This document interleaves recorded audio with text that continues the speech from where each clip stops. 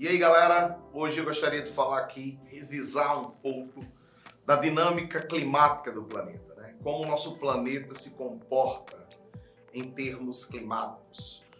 Uma dúvida, uma questão muito comum referente a esse tema no Enem é a confusão entre os conceitos de tempo e de clima. Recentemente, inclusive, devido a esse período chuvoso em Mossoró, não raro as pessoas cometem o erro de dizer o clima de Mossoró hoje está diferente, o clima de Mossoró hoje está frio, sendo que não é o clima, e sim o tempo. O tempo ele é o estado momentâneo da atmosfera. Se está frio, se está quente, se está úmido, se está seco. Em um mesmo dia, eu tenho diferentes características meteorológicas, observadas na cidade. Já o clima faz parte de uma análise temporal muito mais extensa, em média aí definida pelos especialistas em torno de 35 a 40 anos. A partir desse prazo aí, dá para ter uma noção das características climáticas desse local e a partir daí fazer uma análise do climograma. E aí a dica de hoje é a interpretação desses climogramas.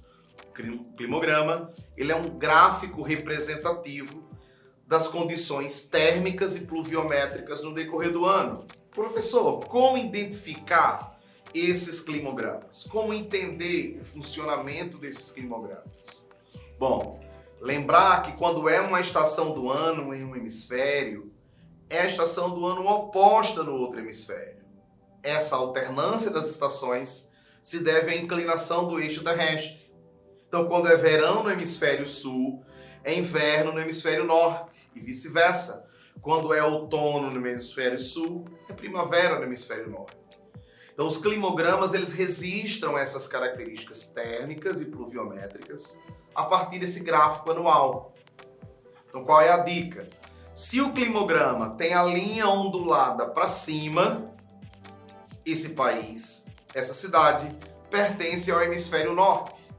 Isso porque cidades e países do hemisfério norte têm outono e primavera separando as estações extremas.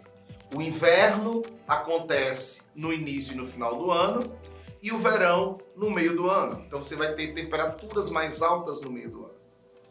Já um climograma de uma cidade ou de um país do hemisfério sul vai ter a linha ondulada para baixo, mostrando o verão no final e no início do ano e temperaturas mais baixas no meio do ano.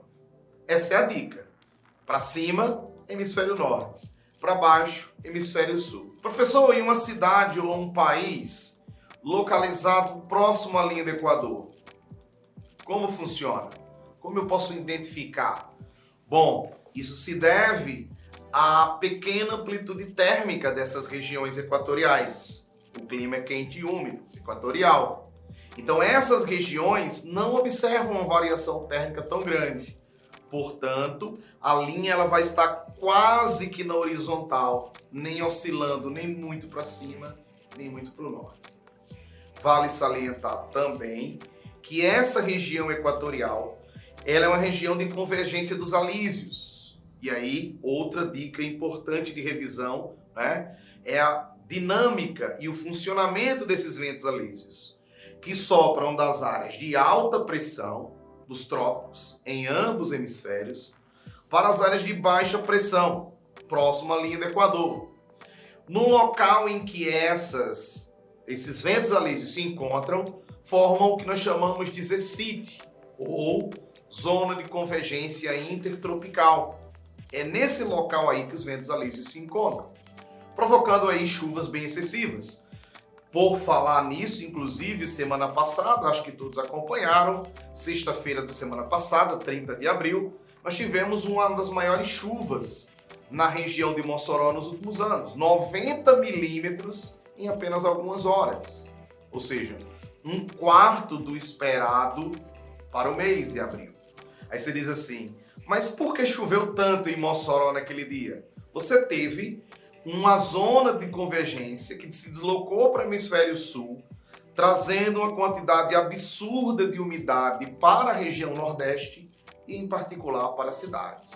Por isso foi bem atípico, por isso foi bem incomum uma chuva tão intensa e tão forte na cidade de Mossoró na semana passada. Uma outra dica importante, galera, dessa aula é entendermos a dinâmica dos ecossistemas terrestres de acordo com essas características climáticas, né? Lembrar que a vegetação é um espelho do clima, ou seja, essa vegetação, tanto os biomas terrestres como os biomas brasileiros, seguem praticamente a zonalidade climática. Então você tem ecossistemas mundiais, ecossistemas brasileiros, seguindo essas adaptações morfoclimáticas, né? Destaque aí para a Amazônia com o clima equatorial, destaque para o Cerrado com o clima tropical típico, destaque para o nosso clima semiárido e a vegetação de caatinga, destaque para o tropical úmido ou litorâneo para a zona da Mata Atlântica e assim por seguinte, o clima subtropical com os biomas lá da Araucárias e Campos Sulinos lá na região sul.